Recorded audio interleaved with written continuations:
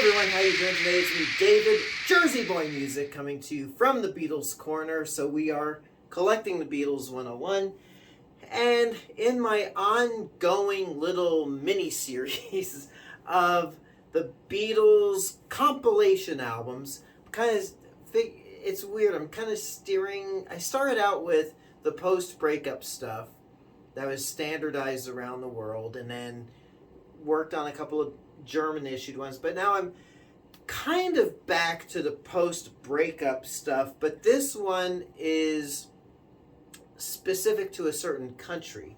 So it is this album, The Essential Beatles, released in 1972. It was released February 2nd of 1972. And let's take a close-up look at this record, and then I will elaborate a little bit further after the close-up. Here you go. All right, well, here we go. The Essential Beatles, released in Australia. Here's the front cover. Make no mistake that this is actually a Beatles collection of what they're considering essential songs. So, and on the front cover, we've got the song listings, which is nice. Now let's take a look at the really cool back cover. Right, here's the back cover. Seeing this as a kid in my Beatles Forever book, it was pretty intriguing. Now, the back cover is a timeline of the songs, the year that they were released. So got that, and they for some reason skip over 1966.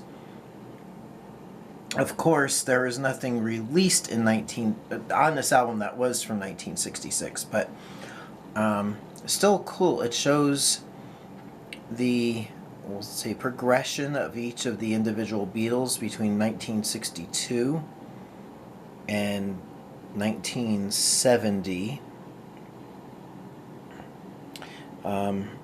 Again, a really cool timeline back cover. In 8 years the Beatles worked together. They wrote and performed many songs that will live with us forever. These are 16 songs you will never want to forget. The Essential Beatles. It's the record of all generation, mate. See, it's released in Australia. Let's look at the actual record now. It's a record. It's an Apple record. So, released on the Apple label in Australia, and this is kind of representative of these international Beatles albums on the Apple label, in that, I have to say, living here in the States, the Apple record label, or the label on the record, to me was always just boring. But on these international releases, I mean, you got the cool script. The actual Apple, to me, looks good enough to eat, or maybe slice and put in a pie. And just really cool. I'm going to go to the side 2 side, which is here. And again, to me, it just looks like just nice and fresh. The only issue, I don't know, maybe adds to the charm, is that all the indicia, or the print, is essentially below the hole, on the record hole there. So it feels very cramped, whereas it's pretty sparse on top of the hole, but you know, it's still, it looks really clean and nice, nicer than the American stuff. So there you go. Now let's comment a little bit more about this bad boy. No, that song wasn't on here.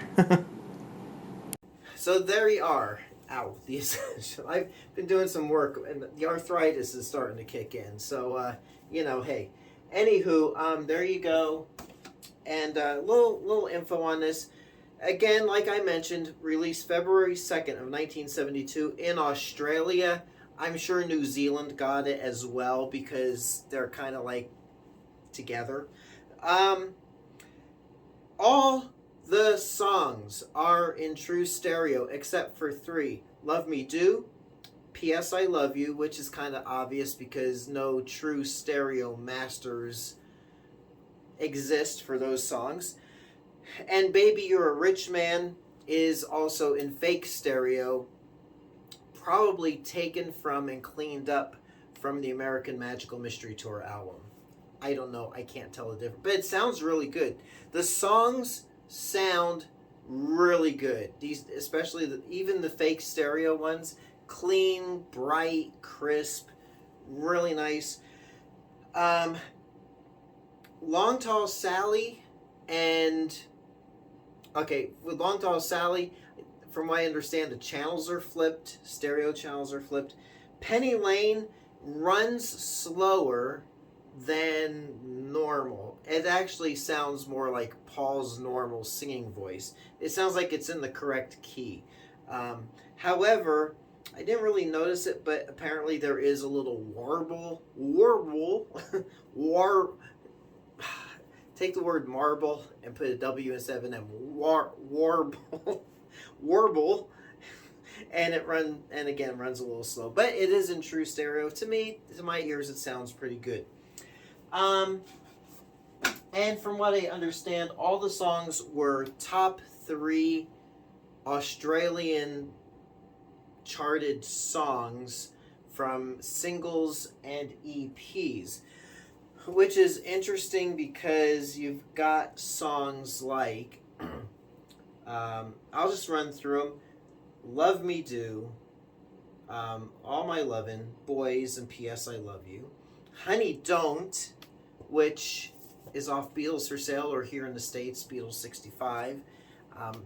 I guess it was released on an EP over there. Norwegian Wood, Long Tall Sally, and they're showing Long Tall Sally was released in 65, so that might have been on some Greatest Hits EP. Greatest Hits. With a little help from my friends, maybe a Sgt. Pepper sampler EP. I haven't researched all this. Obla Di Obla Da also. So there you go. Really, it's a weird collection. First time I listened to it, I've had this album for a couple of years now. First time I listened to it, it's like the song selections are really strange. And they also don't go, my pet peeve, they don't go in true chronological order. But it's still a nice listen.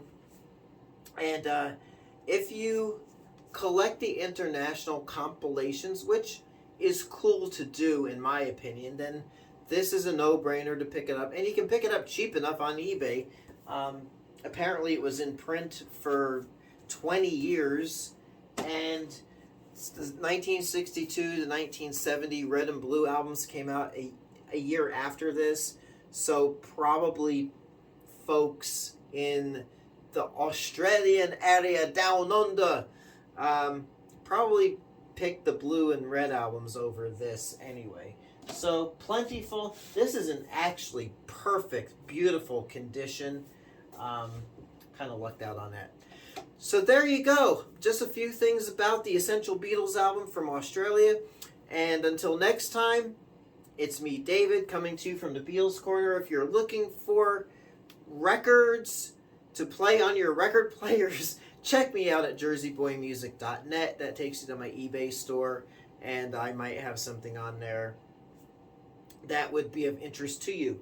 So I will talk with you soon. Thanks so much for watching. Please like and subscribe. Thanks again.